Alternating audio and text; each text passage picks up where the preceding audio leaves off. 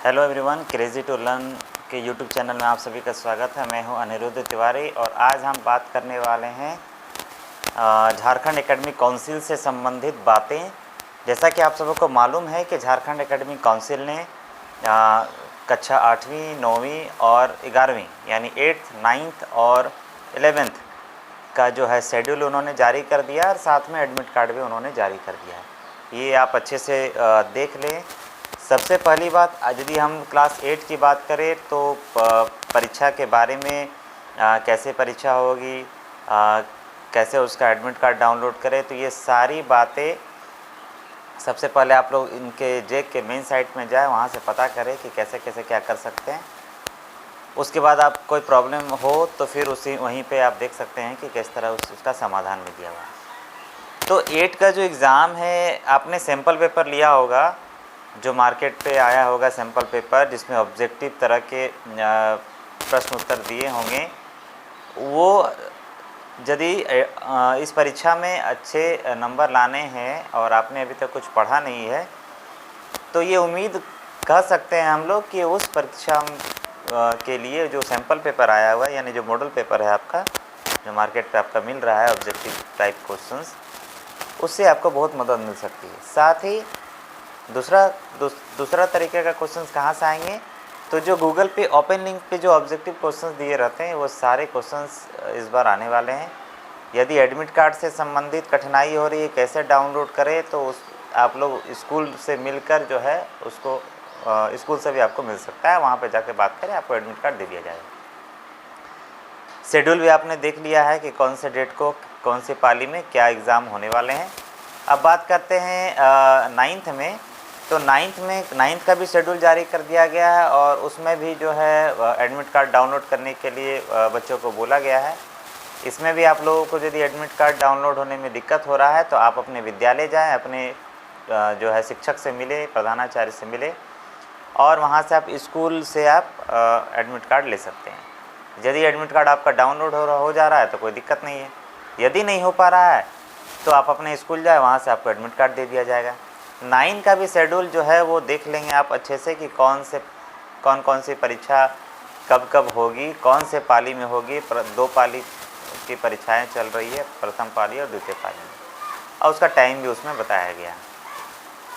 9 के question answer की बात करें, मतलब MCQ की बात करें, तो उसमें भी ये बताया गया है कि आप लोग जो सैम्पल पेपर है, जनरली सैम्पल पेपर से इस बार आने वाले हैं, तो जो मॉडल पेपर सैम्पल पेपर आया होगा 9 का, उससे आप उसको अच्छे से पढ़ सकते हैं, तैयारी कर सकते हैं यदि आपने अभी तक कुछ पढ़ा नहीं।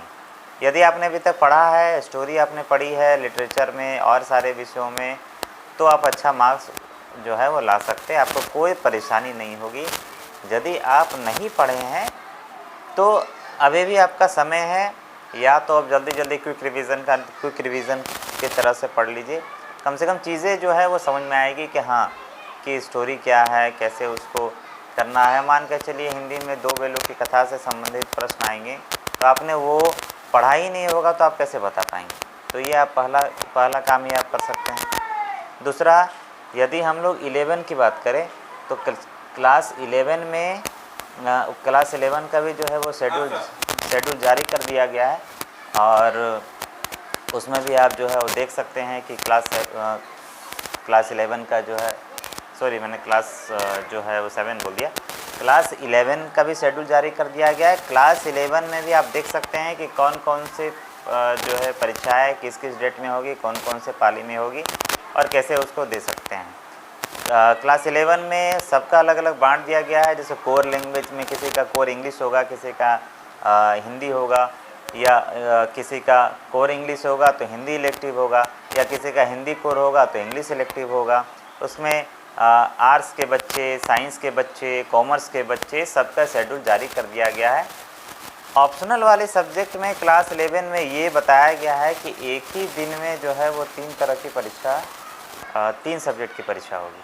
मतलब एक एक घंटे में जो है आप एक घंटे के अंतराल में आप उसको परीक्षा देंगे। मतलब कि एक दिन आपको कोर लैंग्वेज की परीक्षा होगी और एक दिन आपको 3 ऑप्शनल सब्जेक्ट की परीक्षा हो जाएगी। मान के चलिए किसी ने इंग्लिश कोर लिया है तो उसका एक डेट होगा और बाकी जो 3 ऑप्शनल सब्जेक्ट हैं आपके, मान के चलिए किसी ने हिस्ट्री ले लिया है किसी ने सोशोलॉजी ले लिया है, किसी ने इकोनॉमिक्स ले लिया है, तो वो परीक्षा एक ही दिन में होगी और एक एक घंटे के अंतराल में होगी। क्लास 11 में टेक्स्ट बुक यदि आपने पढ़ा होगा तो इस बार कोई परेशानी नहीं होने वाली है आप लोगों को कि सारे जो है सब सारे प्रश्न आप लोग अच्छे से बना सकते हैं। यदि आपने टेक्स्ट बुक नहीं पढ़ा है तो क्विक अभी समय है, क्विक रिवीजन नोट्स जो है जो ऑनलाइन साइट पे मौजूद है आप उसको पढ़ लें। इसके बाद जो मॉडल पेपर आए हैं मार्केट में, जो सैम्पल पेपर आए हैं उसको भी आप पढ़ लें, क्योंकि इस बार क्लास 8 की बात करें, क्लास 9 की बात करें या क्लास 11 की बात करें, ये तीनों में जो मार्केट में सैम्पल पेपर मौजूद है और जो उस चैप्टर से रिलेटेड गूगल में जो ऑब्जेक्टिव टाइप क्वेश्चंस मौजूद है वो सारे प्रश्न आपके वहीं से आने वाले हैं। मैंने बता दिया आपको। दूसरी बात, OMR शीट जो है, OMR शीट आप लोगों को अच्छे से फिल करना है, गलती ना करें। मार्केट पे मिलता है वो, उसको प्रैक्टिस करने के लिए आप उसको ले सकते हैं। नहीं समझ में आ रहा है तो YouTube पे जाके OMR फिल कैसे करें उसको भी आप देख सकते हैं, वो सारी जानकारी आपको मिल जाएगी।